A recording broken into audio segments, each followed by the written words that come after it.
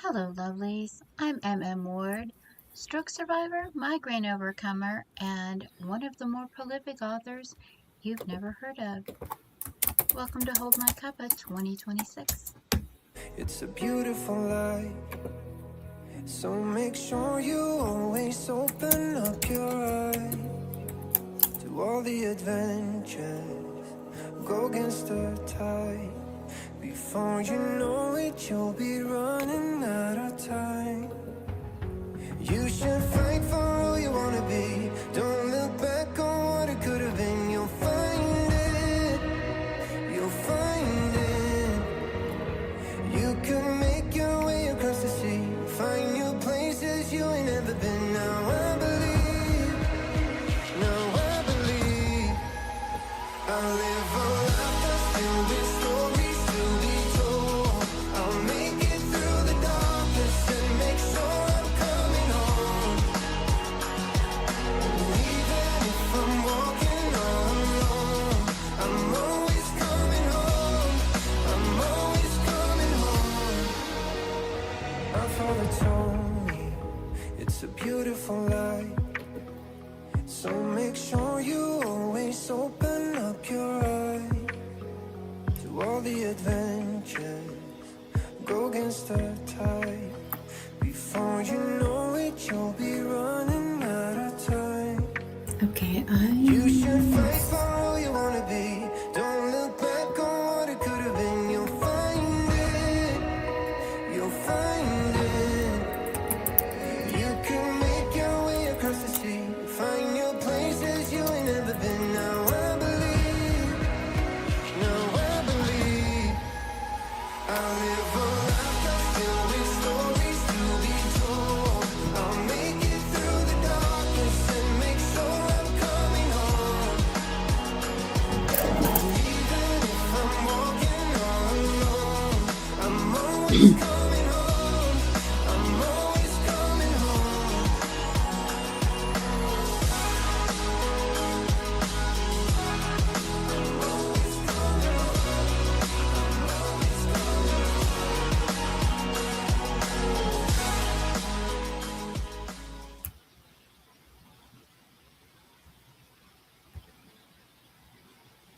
hello, lovelies. Welcome. I'm your host, Mama Maggie Ward, independent author, stroke survivor, migraine overcomer, and one of the more prolific writers you've never heard of. I just realized my calendar is still set for the other day because the things and the things. Okay, the 19th. Yes, it is the 19th. Hello. I should be live on Facebook. I don't know if I am or not. I set it to go live on Facebook, but I don't see anything happening on the Facebook side, so maybe I will just be uploading this video later. Hello, Andy. Thank you. We have Sam came in. Hello, Sam. We had CB come in.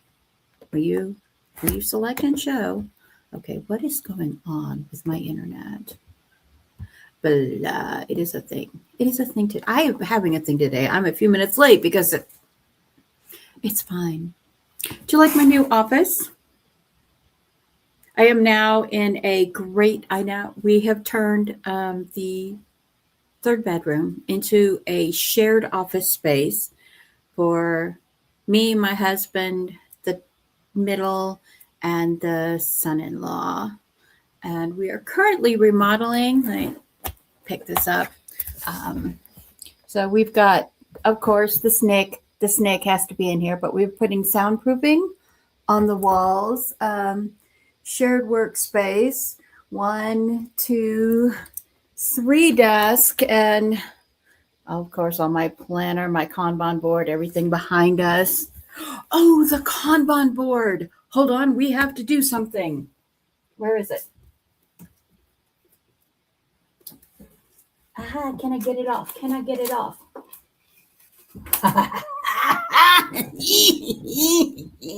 Yes, I sound demented. Sorry about that. So one of the things I do, I keep a very detailed Kanban board with things to write, things to rewrite, things to edit, things to publish. So I have that up there. And one of the things I get to do when I publish is pull off the name of the book.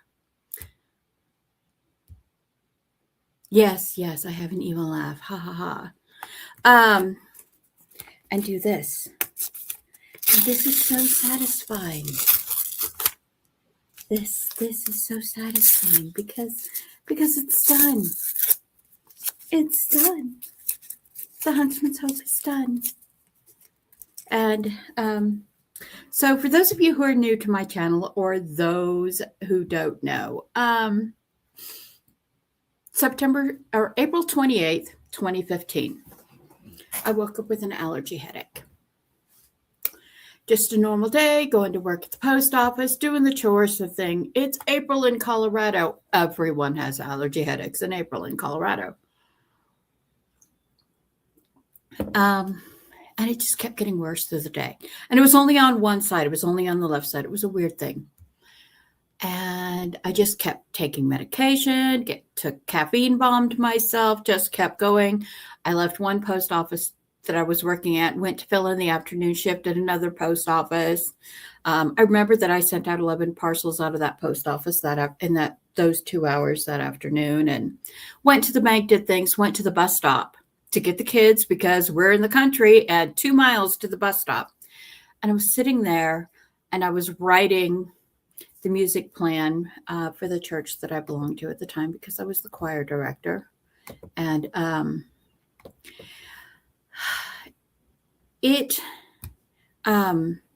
something happened. I woke up and I was laying on the side of my car, outside of my car, with my neighbor holding my head in her lap, on my side, and I was convulsing. And I couldn't move my body. And it was terrifying. And I'd had a stroke. And the thing with having a stroke is why am I not scrolling? I just noticed my comments are messed up. And they took me to the hospital in a helicopter, and they determined that my life changed that day. And they told me I had to relearn language because you don't realize how many words you use in a day until you can't make the words you know in your head that you need come out your mouth, come out your fingertips. I'm lucky that I'm ambidextrous, so losing the ability to use my right side didn't mean that I couldn't write. I could still write left-handed and do a bunch of left-handed things. But it was very terrifying. And after a few months of recovery and occupational therapy that went on for about a year, they suggested I start writing. I started writing little stories for the kids. And it was the Relic of Time and Prophecies. And originally, the original title for the first 30,000 words was Relic of Time, and then the second book was War of Prophecies, which were kind of one book, and then they ended up 2 books. And then I ended up writing The Cretaceous Conspiracy, which had a different title then. But I ended up writing as part of my recovery. And that first 30,000 word fan fiction turned into a 1.4 million word sci-fi fantasy series spanning roughly 27,000 years. Time travel and dinosaurs and kind of Assassin's Creed adjacent when you get into the Huntsman part. And today, Friday, the very last book went live. The Huntsman's Hope. And this book happens roughly, the shadow hunt happens, the first part of the shadow hunt happens right after the war. And the second part of the shadow hunt happens a century later. And this book happens roughly a century. It starts 30 years after the end of the Shadow Hunt. And then it lasts for a century. It lasts for almost a century, because that's the advantage of writing immortals, is you can write things in decades instead of years.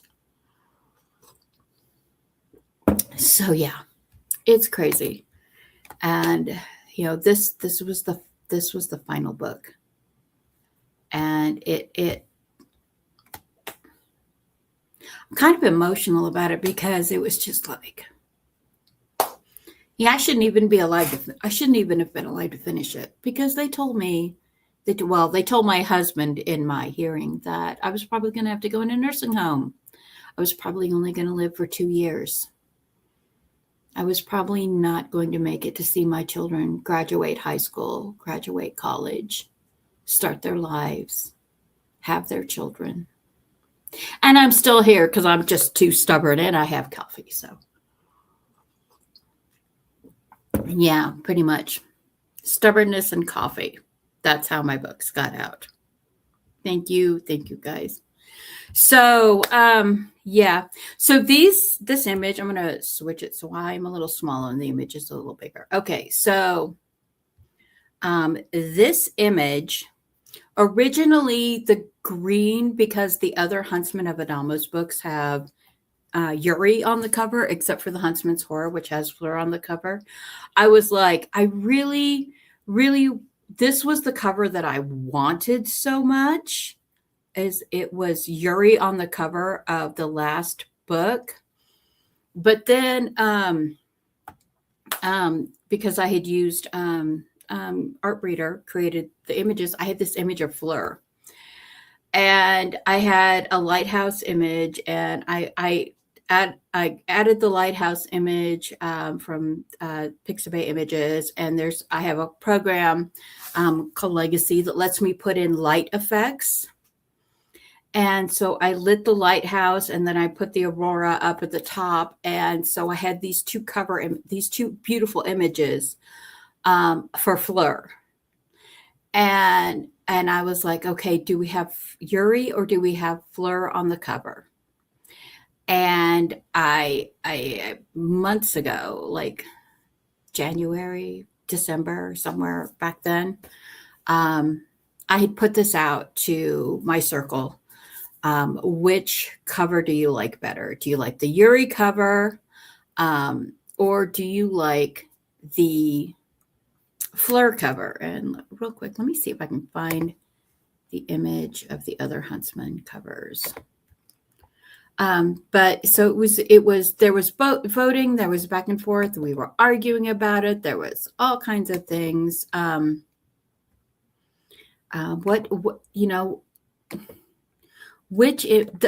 Yuri is the one doing most of the traveling, but the whole point of it was Fleur. Okay, open that. Doink. All right, I'm going to share another image. Share image file. Home. Okay, so these are the other book covers: Honor, Heart, Hatred, and Horror. And so you can see, this was kind of the theme of the other books. And then, which one to do, do we have just Yuri or do we have just Fleur on the cover? But because Fleur is the main character and the whole point of everything, and she is Yuri's hope, eventually we decided on going with the purple cover instead of the green cover. But I really liked both images so much, so I used it for the media.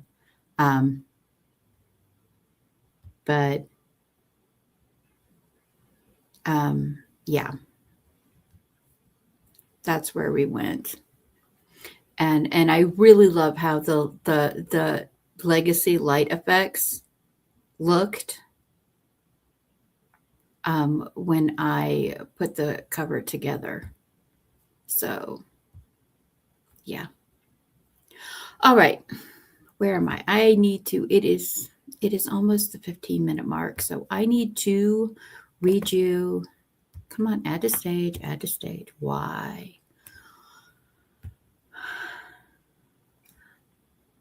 Hold on. I'm going to remove that and add that. There we go. All right. Still not showing up on the Facebook side. I don't see myself showing up I don't know what I'm doing. Hi, my name is Maggie. I don't know what I'm doing.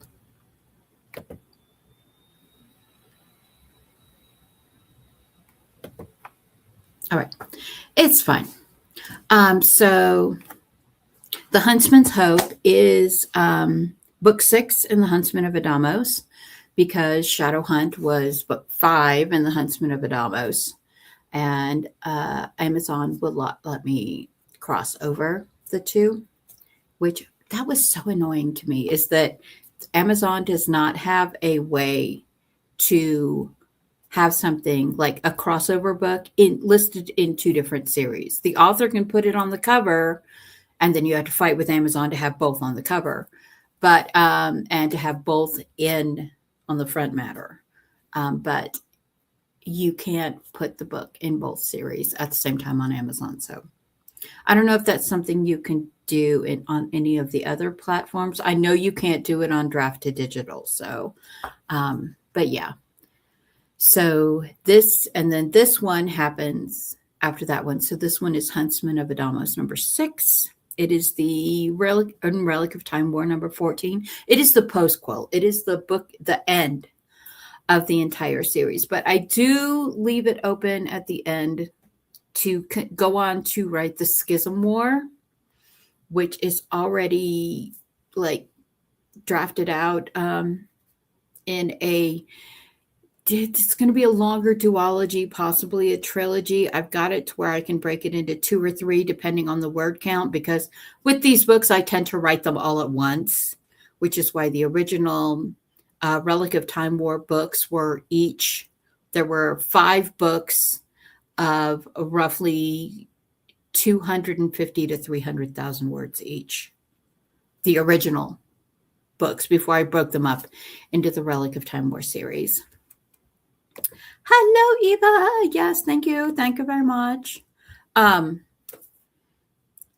then this one is, so this one was the last one. It was actually written when all the 4 Huntsman's books, the prequel quartet Huntsman's books were written. And the first part of the Shadow Hunt was written, or the second part of the Shadow Hunt was written. So these books were written before the actual last big book of Relic of Timewar was written, and then I broke it up. So this was written before the Dauntless Deception, before Kayla's death, before Vol went to the dark side. And then I had to go back and rewrite stuff so that the events that Fleur doesn't remember, that everybody else remembers in Huntsman's Hope, reflects the changes that happened at the end of Relic of Timewar. So let's see. And first of all, one thing is I would like to actually read my dedication this time to all the readers who enjoyed our 1.4 million science fiction fantasy Sword and Planet without damsels. We don't do damsels series. Thank you from and from T.D.M. This is dedicated to my lovely girls who helped me overcome my stroke to write the stories for them. Special thank you to Sam, Jenna, Rachel, Mara for encouraging me. And the final thanks is to Jorge, Cyanide Epics, Chris, who is from Chris and the Mike, and Carlo from the Carflow channel, for inspiring the first book, because they were using Minecraft as a role play, as an animation engine for their Jurassic Craft role play. And they did a music video. And the music video, there was a scene in the little music video where there was this little blonde boy running through a garden as a city was being attacked with an iron golem. And T.D.M, obsessed with having the little brother that she never had, was like, who is that little boy? Tell me a story. And because I've always told them stories. So that was how Relic of Time and the War of Prophecies began. Was just a story for the brother obsessed middle child and to entertain the younger child. And so the older child would just play and listen to my voice as I was learning to read again, as I was learning to write again. That started the whole thing. Yay! Hello, Rachel. Hello, James. Thank you, thank you. Thank you. I have, let's see. Okay, everybody pick a number between, I'm going to read the first chapter. So I'm going to say between 15 and, let's see, I've got 5 pages, 390. Yes, I will go all the way to almost the end of the book to read you a paragraph. So pick a page.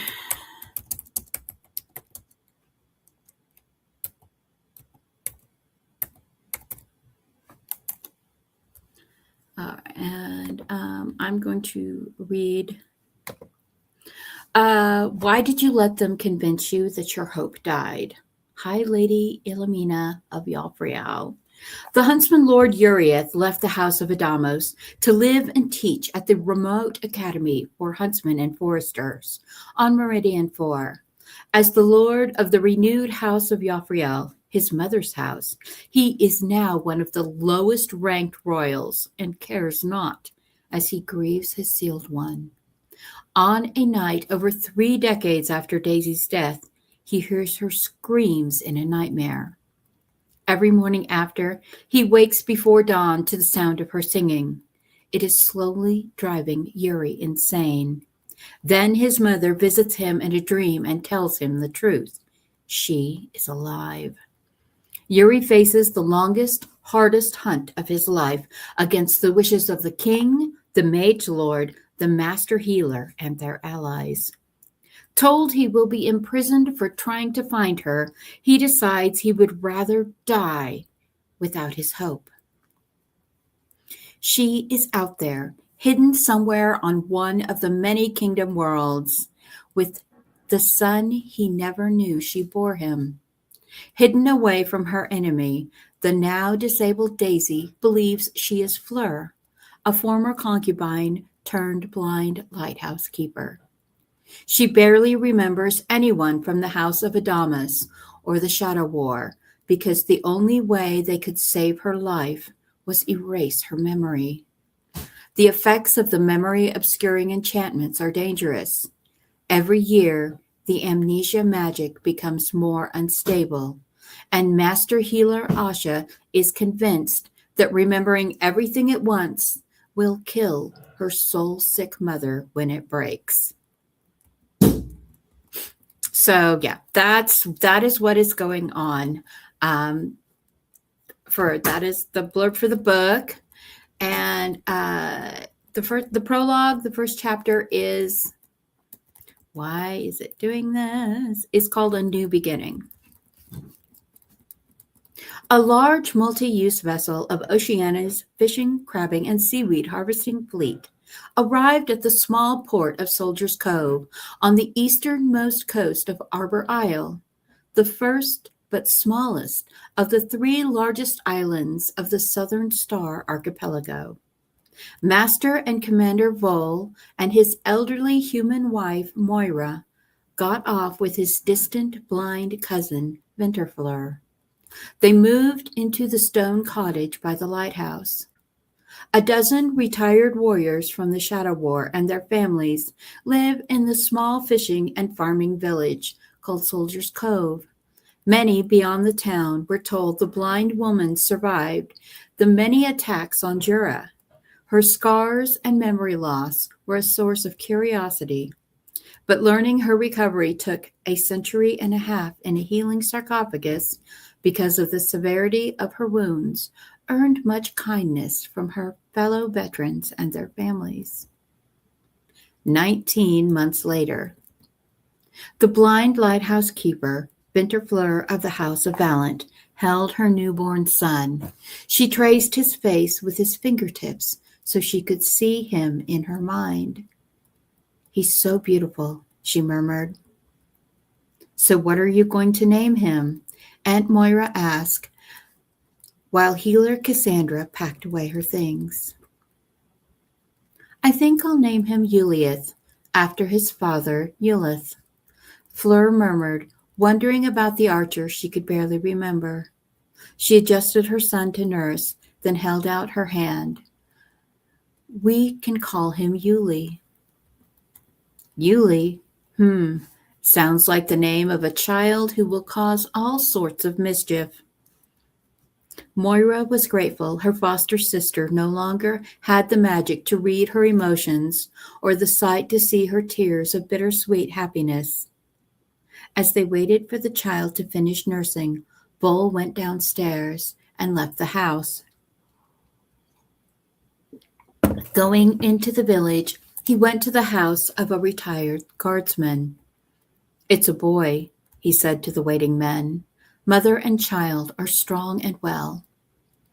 The retired warriors and fleeters celebrated in happiness and relief, while Banth led Bull downstairs. Inside a false closet, he opened the portal to Etheria's royal castle. "I'll leave this open for half a macro hour. Any longer and the security sweeps will detect the energy." Banth squeezed Bull's shoulder. "I know no one ever says this, but I appreciate all you have sacrificed to help her have happiness. And I know my late lord does too. We are proud of you." Nodding, Bull blinked back a tear, admitting, "I know he would be happy to know she is living in the lighthouse he built for her. This is everything he wanted for them after the war." Not quite everything. Is Moira really going to try to open Kayla's Fairweather Cafe and teach Fleur to cook? Banth sounded skeptical. "She destroyed his kitchen a dozen times." Bull chuckled, correcting, "It was only 11. Then he went through the portal. Going up from the emergency escape portal room to the upper levels of the royal palace, Bull found King Kars teaching his youngest son to play the piano. "My king, may I have a moment of your time? Your forgiveness, Prince Adami." Bull bowed. "Keep working on this. Don't let this arpeggio intimidate you. Play it slower to get used to the chord changes." Kars encouraged, then rose to follow Bull out. They went to the king's office, and only when the door was closed and a silencing spell was activated did Bull reveal. "Moira sent me with a message. She birthed a strong and healthy son. They are both doing fine." Kars almost collapsed in relief. Overcome with joy, he hugged Bull. Regaining his composure, Kars asked, Is she well? Is she happy?" "Yes, and she hasn't had any new memory breakthroughs, but we think she might be realizing who Moira really is." Bull reassured him. "Don't worry, Kars. Moira and Asha have planned everything. Plan B to infinity, as Ezra would say. We will keep her from remembering and dying. She only visited there twice before, and for only a macro hour in total. She lives in a place she did not know and remembers no one who dwells around her except Banth. The Maizoni will keep her safe. Do you wish to visit, just to see her?" "I want to more than anything, but I won't risk her sensing me. I won't risk her death from memory cascade syndrome. The pain from it, I wished to never revive when enduring it, and I only suffered a fraction of what she did." Kars pointed to the door. "Go and don't return. I don't want to know where she is. I don't want to be tempted to go see her. Tell Moira I love and miss her, and I appreciate everything. I will, my king. It is the honor and the duty of the Maisoni to serve the house of Adamos. Vol bowed and stealthily left the way he arrived. Fleur's survival was the highest guarded secret in the kingdom. All right. Yay! All right, we have page numbers. Of course, Sam picks 42. All the 42s. Rachel picked 113. Hello, Dawn. Thank you, lovely. Thank you. Really, Sam? Really, Sam?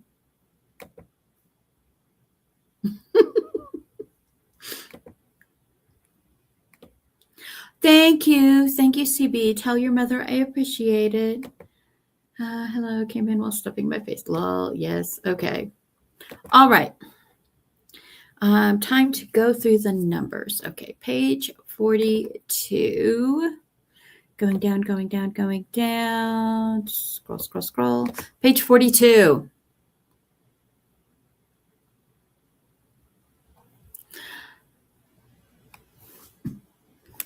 Am I at the top? Yes. The more who know a secret, the more it isn't a secret, Shads retorted. Go dust yourself, Shads, Rima snarled. Please, Asha begged. They stared at each other in identical poses, two heavily pregnant women, each with a hand resting over their bump. One's jade eyes begged for understanding. The other's sky blue eyes showed hurt by betrayal. Would you have told me if Regis wasn't my sealed one? If he wasn't Yuri's best friend? Rima demanded. We've eaten lunch together at least once every other week since Lady Daisy died, or whatever she did. Asha shook her head slowly. No, I didn't even tell Cars until a decade ago. Rima's tears flooded her cheeks. Her chin trembled as she said, You were my most trusted. I thought I was yours. Slowly she turned to walk away. I need to see you tomorrow for your pre-delivery checkup, Asha called after her. Rima rotated slowly to face them. Her eyes were cold. No, thank you, Master Healer. I would prefer Healer Orin deliver my children on Meridian 4. I have no reason to return to the Etherian system except to see my aunt and cousins. She bowed slightly to them. Good day, Lord and Lady Odini. Then she turned and hurried in the direction of her aunt's home. Asha choked on a sob before her expression became passive and controlled. My golden one? Shad's aunt looked down at her with concern. Just take me home, mine, she murmured softly. The rage and betrayal radiating in her best friend's aura told her they would never be close again. The couple left the crown city and returned to their school at the southern castle of Adamos Odini. Nothing could undo the pain caused by the choice they made to save one who suffered more than any other in the last war. So that's after a few people start finding out that, yes, Daisy's alive. Yes, they lied to everyone. Yes, no one knows, and no one is allowed to go seek her. All right, page 113.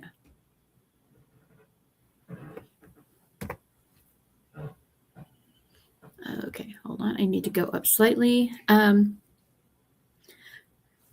Start the paragraph on the page before. Okay. Fleur came to the veterans' table with slices of warm spiced carrot cake and cooled whipped sweet cream. They ate and talked. But today, instead of talking about their war stories, they talked about the upcoming harvest and Wreath's attempt to secure a shop on Arbor Isle. Lumberton was the logical place, but the close-knit community of craftsmen and craftswomen made it difficult for outsiders to set up a shop. Wreath insisted on paying Fleur for her time taking care of him, but she refused. Finally, they came to an arrangement. He would make custom-carved doors for the Cat's Soup Cafe and cabinet doors for her kitchen. The project would be his first commission for his new shop, showing that he had potential to bring business to the town. After she closed up for the day, she smiled at him while they walked. "Are you nervous for tomorrow?" He laughed and tapped on her hand. "No, I have confidence in my skills, and I have my 3 sponsors. They won't deny me. The mayor of Brightwater Port already wants me to make him a desk after seeing Healer Cassie's cabinets." He opened her door for her.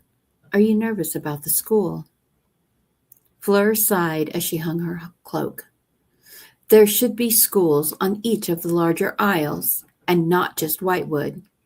I run my school so children don't have to live away from their families in the dorms at the Whitewood School. The kingdom provides all materials and will pay the teachers if petitioned. The community has only to provide the building and its maintenance. They are already collecting taxes for guardsmen and community services. It would only be a small increase." "Hey, Mom." "Hi, Wreath." Yuli was sitting in the kitchen table working on math problems. He stretched. "I finished 2 extra pages, and the weather is going to stay nice. Can Wreath take me shooting, please?" Fleur favored her son with the look she had given Kaylin so many times over the years. Wreath reminded himself again to send his nephew a letter as she scolded. "Don't ask me. I'm blind. I'm not the one who will be chasing your arrows through the woods for hours." Getting a nod from Wreath, the boy exclaimed, "Yes!" Yuli scrambled to put his homework away before running upstairs to get the new bow Wreath made him while repairing his own broken one. He was easing Yuli into his huntsman's magic the way Forrester Burland once eased him into his. But Wreath was careful not to reveal how strong his magic was to anyone in Soldier's Cove. Since Foresters often possessed tracking and stronger woodland scents that were a weaker form of Huntsman's magic, he discovered his son had already developed the Huntsman's ability to scale vertical surfaces and even ice-covered cliffs at a very young age. Soon Yuli would need to be taught to control his falls and landings.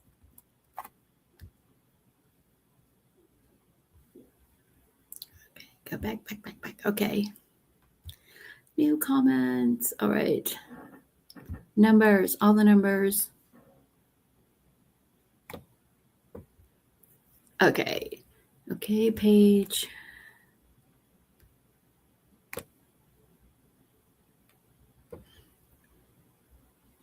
Page 142. Hopping ahead. Anyway, at this point of the story, basically Fleur saved Yuri, under his disguise as Wreath the Woodsmith, got on a boat, sailed to the Southern Star Archipelago, which, if you've read any of the other books, you know that huntsmen cannot sail. Their magic ties them on the most steep level to land. And being on a boat, Yuri was so sick he should have died. Just his stubbornness kept him alive. He was just, by the 3rd day out, he was ready to jump overboard and swim back to shore. So, and Oceania is a giant, basically ocean-covered planet. It is like 1/5 land, and all the rest is seas.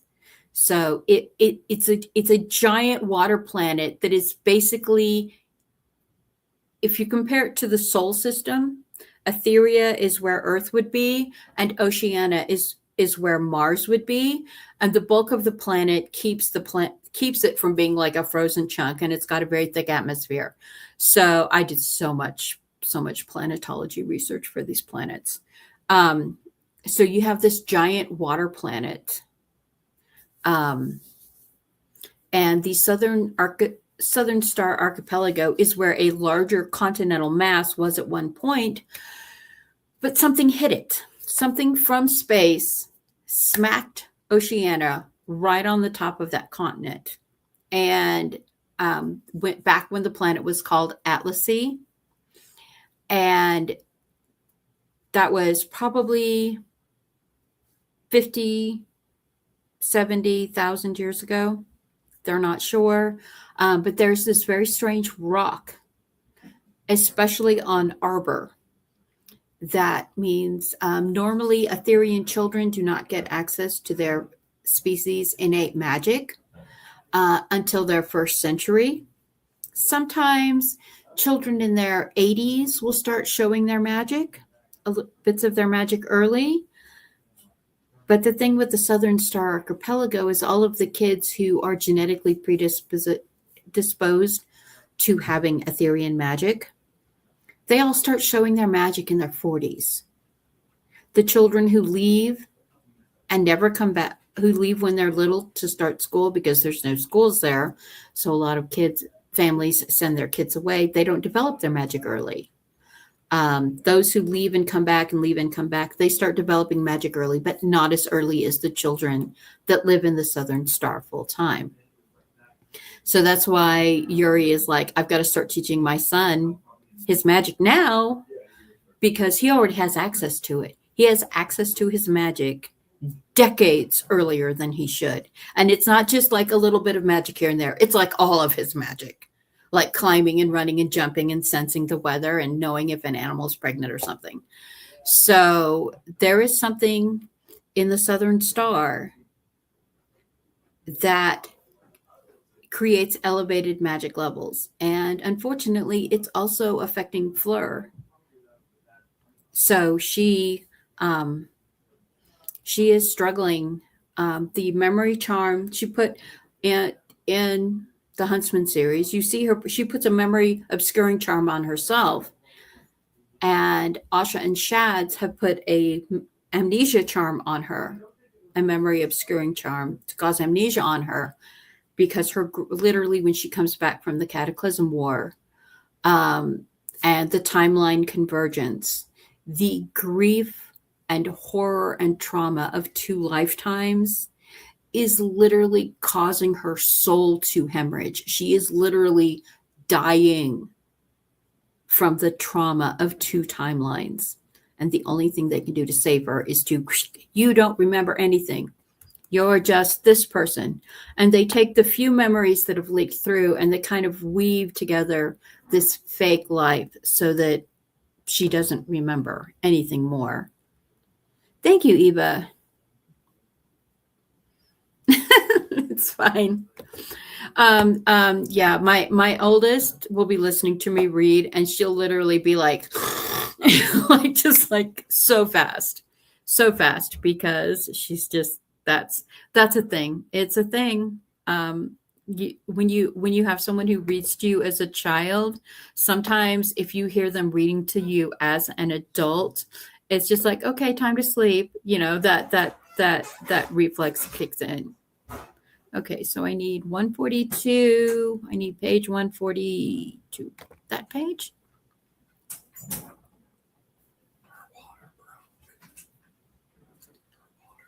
Jenny's water broke?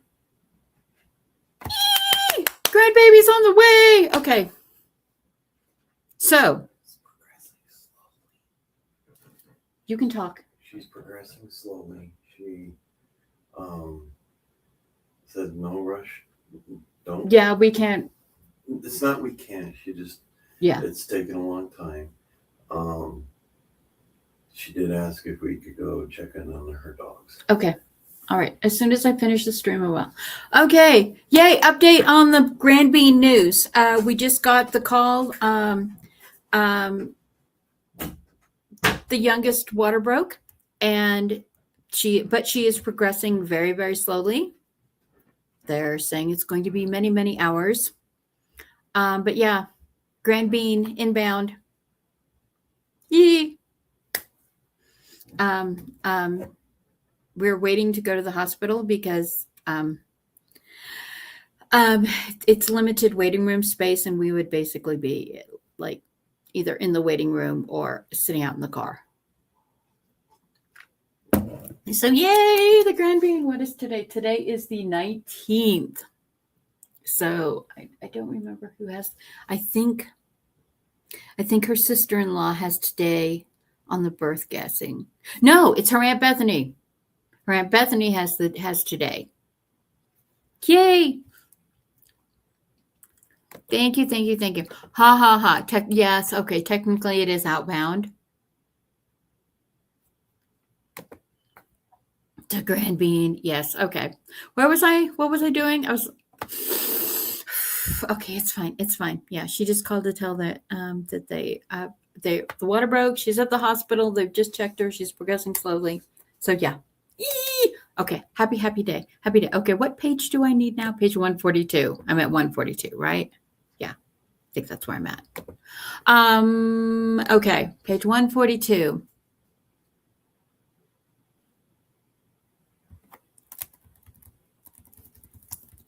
All right, back up to the beginning of the paragraph.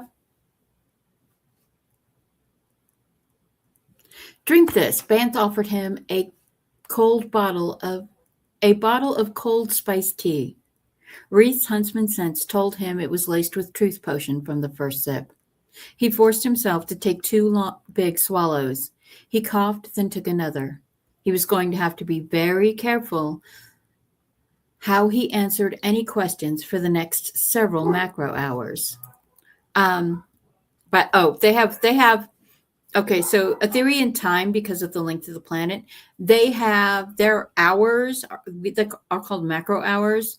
Earth and the Terran colonies go by a 60-minute hour. Etheria and their colonies go by macro hours, which is basically a 90-minute hour. So that's when you see here macro hours, just think that's 90 minutes. He set the bottle down next to where he was unpacking his smaller hand tools by the upstairs workbench as Banth sat on a chair. The partially furnished nature surprised Reith, so he searched each piece thoroughly and found 2 listening devices. He was glad he and Palos spoke upstairs in the nearly lost dialect of Zulusian before he moved the furniture from the first floor. Banth drank from his own bottle of cold spiced tea, then stated blandly, "Fleur seems to be taken with you, Reith. And you with her?" Reith reached for a notepad and wrote, "She is so kind to everyone. I owe her much more than I can repay." Oh. Nope, I'm not going to tell the spoiler. It's why Reith can't talk. You'll just have to read it and find out. The healer and Yuli came into the room, and the healer stated he could not find anything wrong with Fleur beyond the usual before leaving. Yuli glanced over the note, then said, "Except Corbin." Reith reached for the paper tablet. "She is especially kind to Corbin. When you dislike someone, you must be extra kind to them. My mother said that often." Yuli shrugged. "Mom says it too, but it doesn't mean she doesn't hate him sometimes." Yuli began putting some of the books he packed for Reith out of a box and putting them on a shelf before he flopped in a chair with one as Banth made casual conversation about Reith's life as a woodsmith. Banth's subtle questions were a sign of his skill as an interrogator. Reith soon realized that what his late brother said about the elderly guardsman was true. Everyone told Banth the truth eventually. Reith was struggling to resist the potion's effects and the deceptively simple questions. He was glad to be writing and not speaking as the questions lured the truth out. Reith carried his half-empty bottle and tablet over to the kitchen. He set it on the counter and began making dinner.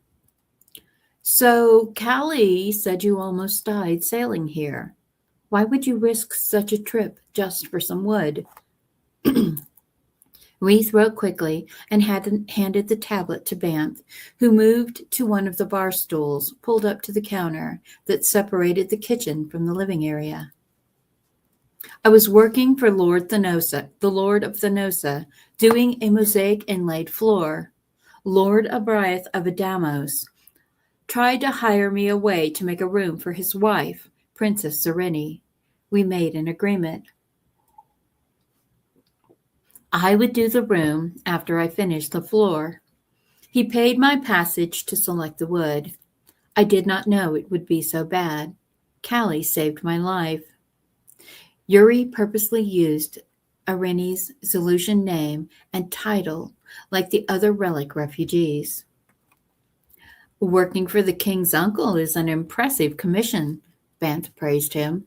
I hear Lady Irene is beautiful and kind-hearted. She is, Reith scribbled before he could stop himself.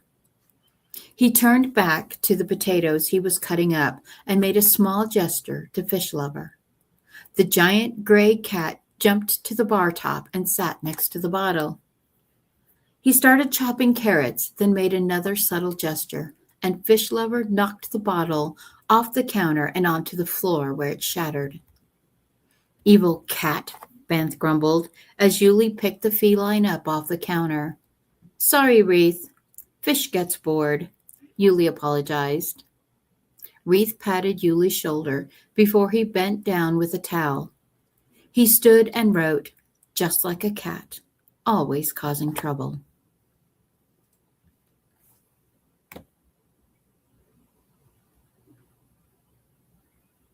Okay, next one, 242. I hear my family moving around. They are cooking for themselves today.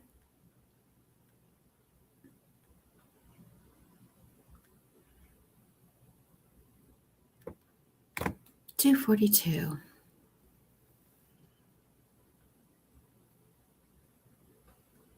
Oh, I can't read that one. Spoiler, can't read that one. Sorry. Let's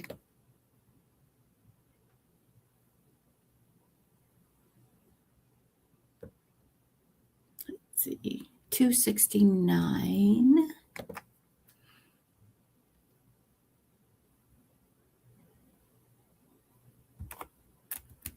Oh, okay.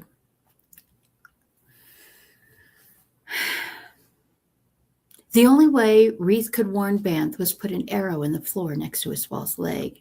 The veteran jerked back from the doorway as a throwing blade struck the frame where Banth was standing only a second earlier. Reith sprung over the rail of the landing, using his momentum and magic to bounce from the wall above the stairs toward the railing on the level with the light. He put an arrow in one of the men as he landed. Rotating, he kicked the man hard enough to tumble him down the stairs of the landing to the landing below. The one with an eye patch threw two blades at Reith, who knocked one away with his bow. He caught the second one and returned the throwing blade with double the force it was thrown at him with. It went completely through the brigand's remaining eye, and the man fell backwards over the wrought iron railing. The man tried to kill him a few long Oceania months ago. The man who tried to kill him a few long Oceania months ago fell all the way to the base of the stairs with his own blade in his skull. Reith knew he would not revive because he had killed too many in the wars not to instinctively know when someone was forever dead. He did not care about adding this man to the count he had quit keeping centuries before the end of the Twin Kingdoms War.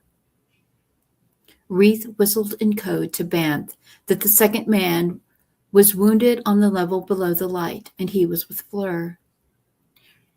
Reith heard an alert whistle blown outside.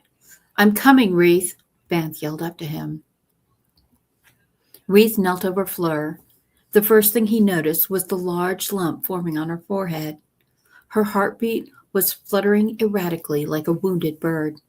He placed his hand over her heart, and called his heart heal magic, willing his life glow to strengthen hers.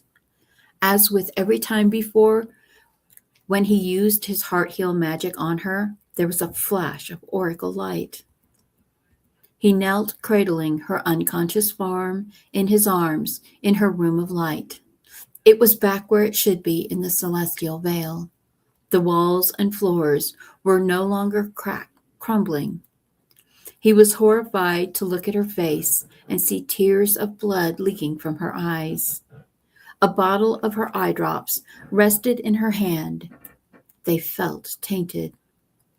Her skin was fairer than in the real world, but her pale scars had faded from the horror they were in the Cataclysm War. He knew she was slowly dying. On her forehead were 2 glowing glyphs, one in white and one in red and gold. They flickered, showing the magic was unstable as they interacted. Urieth? Mother? He looked up at Yelamina's concerned golden eyes. What do I do? How do I save her? Just love her back to herself. Irini's magic isn't the only thing she needs. This is not the way our little flower was meant to live. Yelamina lifted the bottle from Fleur's hand and shattered it against the wall. The drops were black. Be careful, my son. There is a shadow who seeks to harm her and you. Dum dum dum.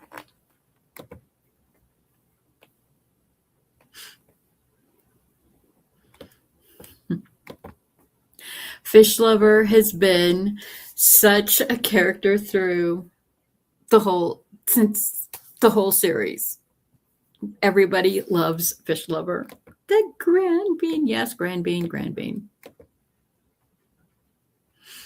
No, it's fine. It's fine. There's just some parts that I can't read. Okay. 342. All right. Where's 342?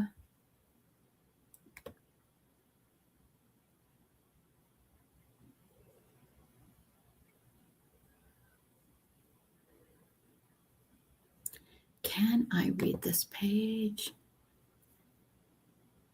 I cannot.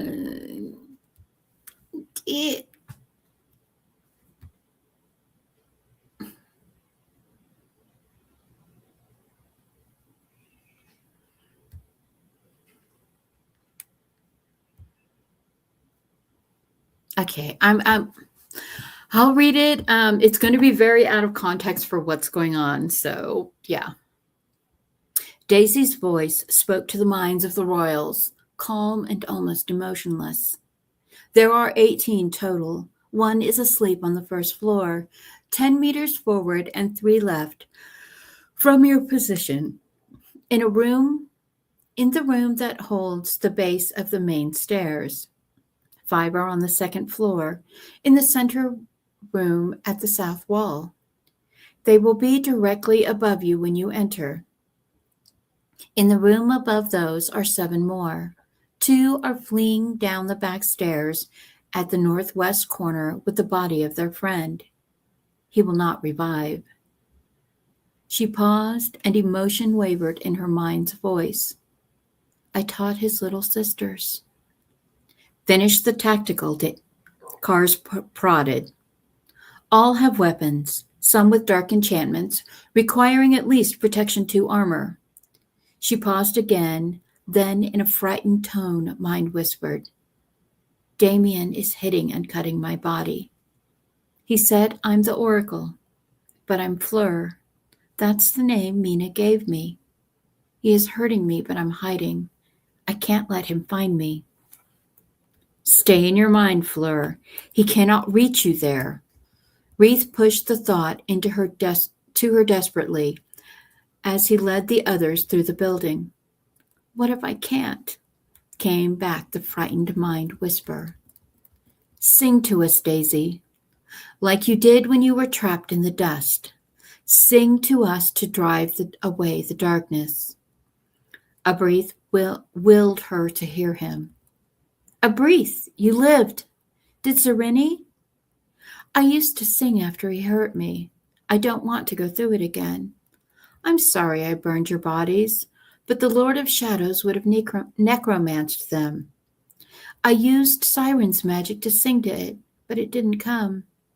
I don't want to sing like that again. It might come back. I don't have the magic to make my blood burn like Tenral did, so I can't trap it. She began rambling almost nonsensically about events they knew nothing about.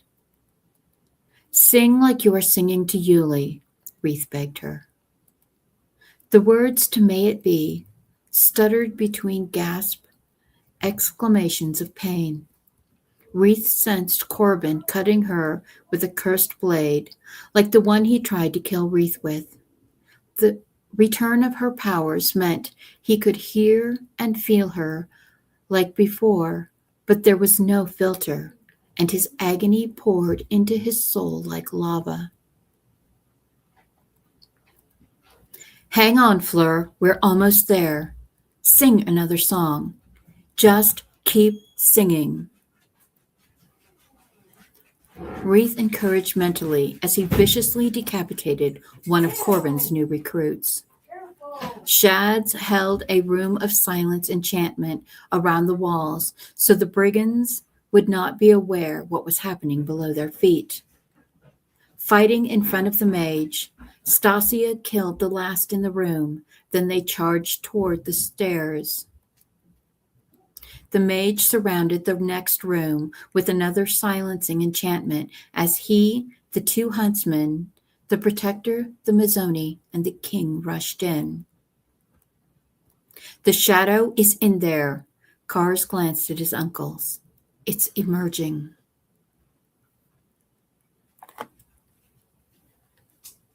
Dam, dam, dam. Yep.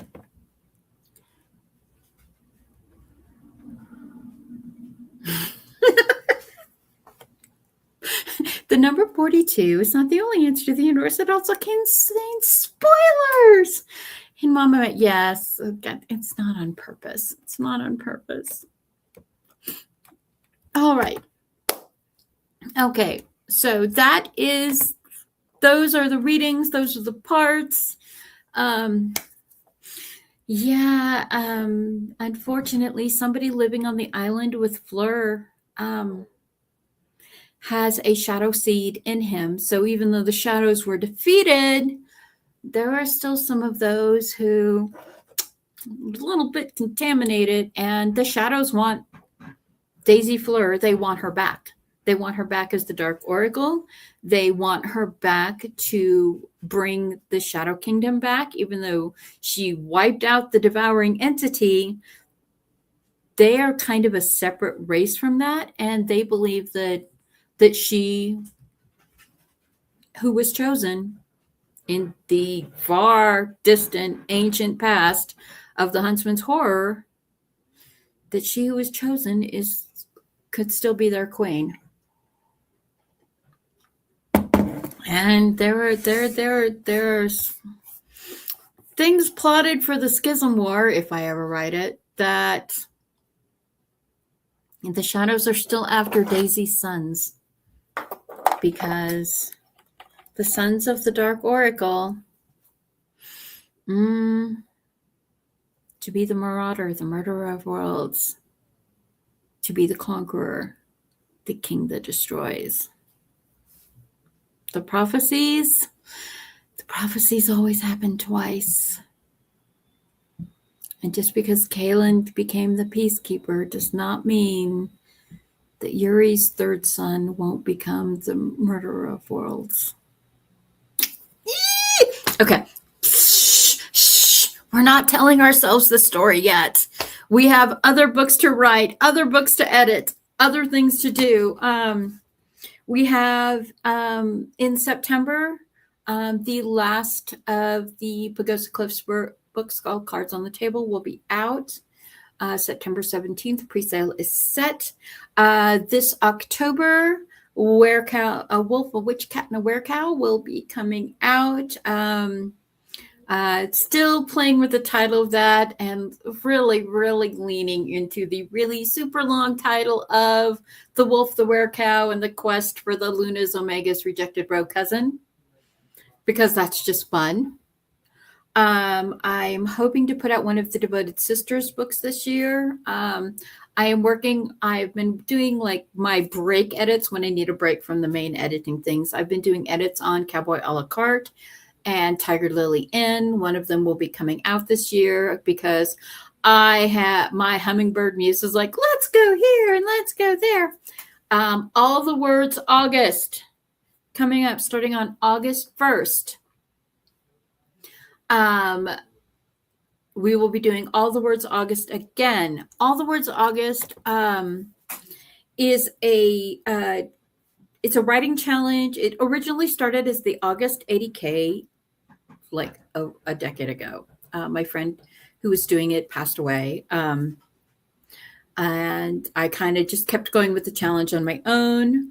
We have me and Kat and Sam and Rach. We kept kind of altered it a little bit.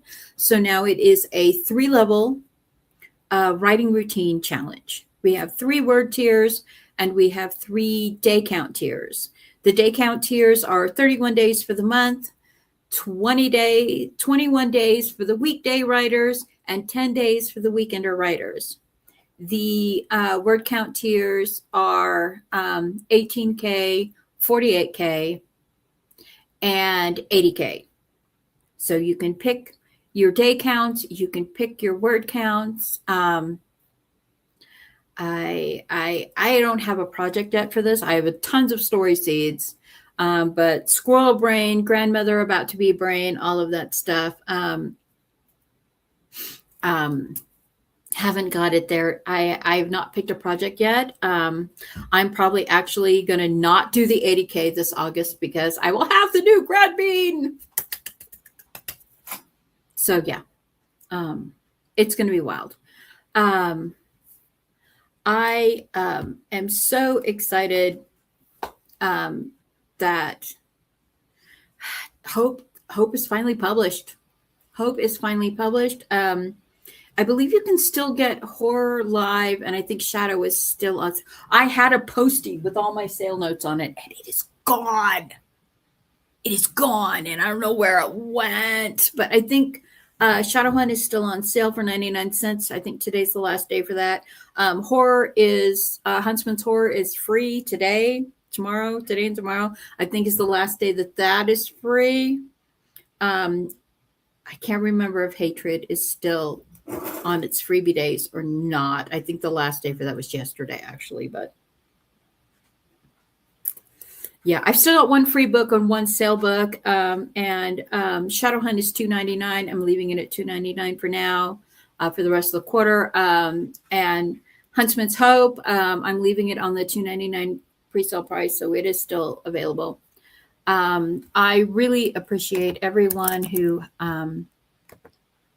joined me for writing this series, joined me for being part of this amazing journey. I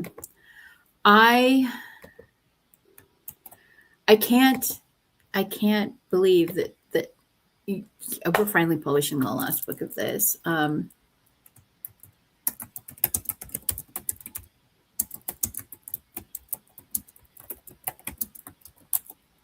There's a link. Is the link going to share? No, it just shared all my. Okay, that was something that I copied earlier. Those are all the tags on the video that I copied earlier. Why is it not sharing the link? Link, yes, link.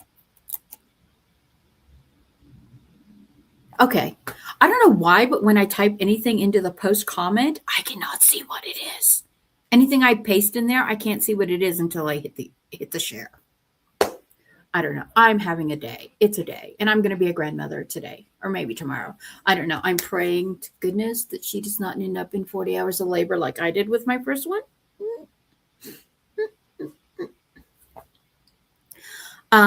Yeah, it's Thank you for joining me today, for taking time out of your Sunday. We will be doing Breaking the Blocks next weekend. A lot of chatter going on in our little Breaking the Block Instagram group about topics, possible topics. Crazy things going on in the book world right now. Crazy things. And all the stuff in the stuff, all the tea, not coffee. Anyway, thank you for joining me. Thank you, everyone who came. I am your host, Mama Maggie Ward, independent author, stroke survivor, migraine overcomer, and one of the more prolific writers you've never heard of. Thank you, everyone. And boba tea. Yes, the boba. Yeah, we need. I do like a good black boba, which is, or a brown boba. You can get it. They're called black bobas or brown bobas, but it's basically black tea with brown sugar boba pearls in it and no cream. So it's, yeah, just a dark thing. All right. Hello, Music. lovelies. I'm M.M. Ward, stroke survivor, migraine overcomer. I and re-uploaded the one wrong of the video. more Oh, well. prolific authors you've never heard of. This is my intro Welcome to video. Hold My Cup Why in didn't it load the outro 2026. video? I don't know. It's a Anyway, beautiful life. have a lovely day. So make sure you always open up your eyes to all the adventures. Go against the tide. Before you know it, you'll be running out of time. You should fight for all you wanna be. Don't look back on what it could have been. You'll find it. You'll find it. You can make your way across the sea. Find new places you ain't never been. Now I believe. Now I believe. I'll live a life that's filled with stories to be told. I'll make it through the darkness and make sure I'm coming home. Even if I'm walking all alone, I'm always coming home. I'm always coming home. My father told me it's a beautiful life. So make sure you always open up your eyes to all the adventures. Go against the tide. Before you know it, you'll be running.